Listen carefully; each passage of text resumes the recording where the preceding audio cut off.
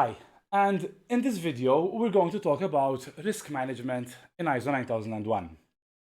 So, risk management is a new concept within the latest version of the ISO 9001 standard, okay? So, the concept of risk management was added to the 2015 version of the standard.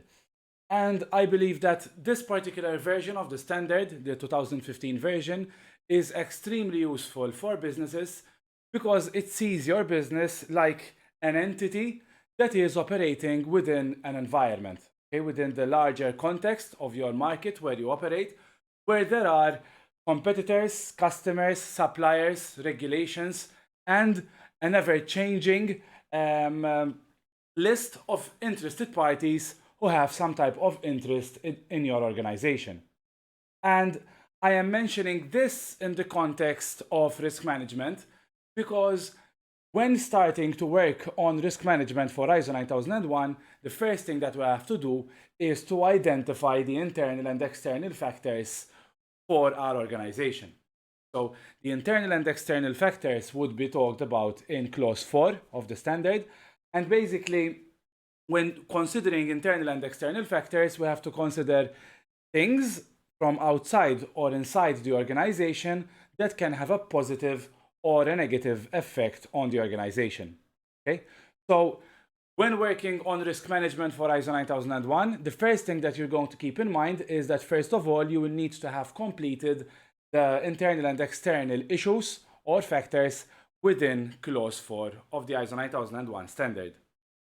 So risk management is a new concept within the ISO 9001 2015 version, and I believe it is an extremely useful concept because it helps the organization to determine which elements of the management system need more focus and attention, and which other elements within the management system do not pose such a risk on the organization and that therefore can have less impact or less focus within scope of the quality management system. For example, if your organization is involved, for example, in professional services and your IT systems and your data storage systems are both outsourced, okay, for example, you use an IT company to handle your IT equipment and you save all your information on the cloud, then there isn't much focus that we need to give when it comes to equipment maintenance. However, if your organization, for example, is involved in the business of renting cars, okay, or renting any other type of equipment, then maintenance is a critical element of your organization because effectively the reliability of your business depends on the reliability of the equipment that you are renting out to your clients. So the first point that I wanted to make was that risk management is a new concept within ISO 9001, and it is an extremely helpful concept for your organization to drastically improve your operations. I also wanted to point out that this idea of risk management within ISO 9001 is part of the overall change in the structure of the standard, okay, whereby we have the high-level structure. Okay, so the high-level structure is a system adopted by ISO whereby they have basically made all the standards to have 10 clauses. Okay, so now by following the same 10 clauses throughout all the standards, there is more accuracy and it is easier to integrate one management system to the next. And the most important thing when you are considering ISO 9001 or risk management rather, for ISO 9001 within your organization is to consider prioritizing, okay, risks and possibly even opportunities. So let me talk briefly about this idea of opportunities before moving on to prioritizing risks. The standard doesn't explicitly say that we should prioritize opportunities as well, okay, so the actual clause is risk management, not risk and opportunities management. But as a positive person and as a person who is also always willing to improve on my own activities and on the activities of my clients, I greatly suggest that you consider opportunities in the same that you consider risks. Okay, so Opportunities are something that can have a positive effect on your organization. Our organization is faced with many risks and opportunities constantly, and more often than not, the same possible external or internal change can have an either positive or a negative impact on our organization. Let me give you an example.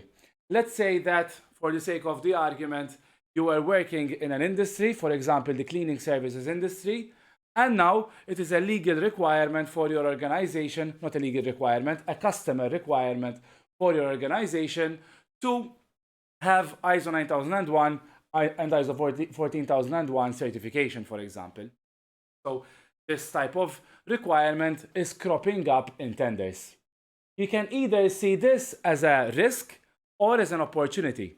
If you see it as a risk, it means that you are not willing to get certified and you are going to drag your feet to update to the new customer requirements. But if you see it as an opportunity and you say, we want to get certified as fast as possible to get certified before our competitors, okay? And that will put us in a position whereby for a few months or possibly even years, there will be less companies who have ISO certification and therefore our pool of competitors will be smaller. So what I'm trying to say is that the same internal or external change can either have a positive or a negative impact on your organization depending on how you see it. Okay, so that is a few words about the idea of considering opportunities as well for your organization. Going back to risk management, okay, so basically one of the first elements that we have to do when we have identified the risks is to prioritize them. And in this case, I like to use an FMEA, okay, failure mode and effect analysis, which although tends to be an engineering tool, it can be a very simple way in which you can conduct risk management within your organization. And when we are considering an FMEA, ultimately we have to consider these four key metrics. Okay, so first of all, we have the severity, occurrence, and detection. Okay, and severity, occurrence, and detection basically will guide us to define the priority of a particular risk, excuse me. And once we have identified the severity, occurrence, and detection, we're going to multiply the ratings for each of these factors, okay? So for the ratings for the severity, occurrence, and detection, and the product of these three numbers when multiplied with each other will be the risk priority number. And the higher the risk priority number, the higher the risk, and the higher the risk, therefore, obviously, the higher focus we need to give on such a risk within our organization. And in this specific table, we are seeing that, for example, if the severity is none, so it's very low, we're going to give a rating of 1. But if, for example, we have a low severity, then we're going to consider giving a rating of 5. Okay, so the higher the severity, the higher the rating is going to be. The higher the possible occurrence, okay, so if we're nearly certain that the element is going to happen, then we're going to give a rating of 10.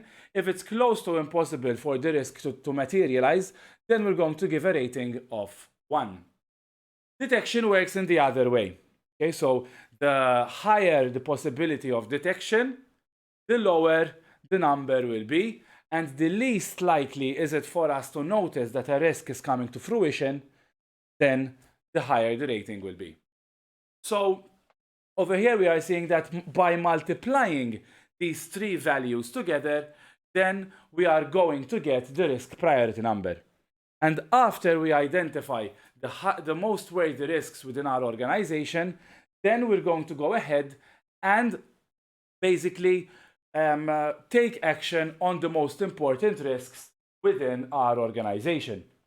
And now I wanted to share with you a couple of examples.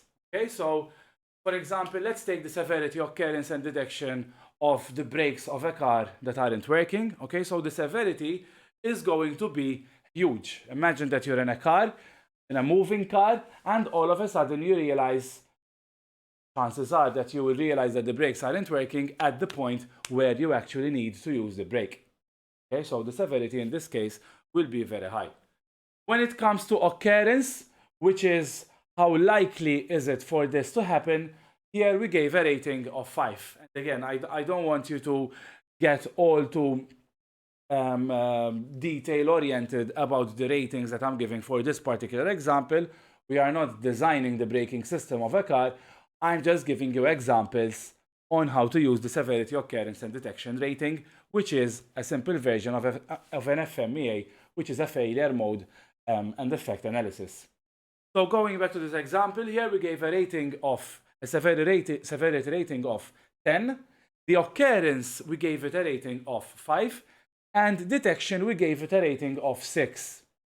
And in this case, detection is extremely interesting because if the car doesn't have some type of indication on the dashboard that is seen by the driver to indicate that the brakes might be malfunctioning, then the detection will be 10. Okay, so because it will be too late for the driver to notice that there is an issue with the brakes. However, if the driver has some type of indication on the dashboard showing that the brakes might be malfunctioning, then there is a higher possibility that the driver will notice that there is an issue with the brakes, and the driver might find alternative ways in which he or she can stop the car. Okay, so if there is an indication, the detection is going to go down, and by calculating the product of the severity, occurrence, and detection, then we're going to come up with the risk priority number. Once again, the higher the risk priority number, the higher the risk. And for the risks with the highest risk priority number, we have to take some type of action.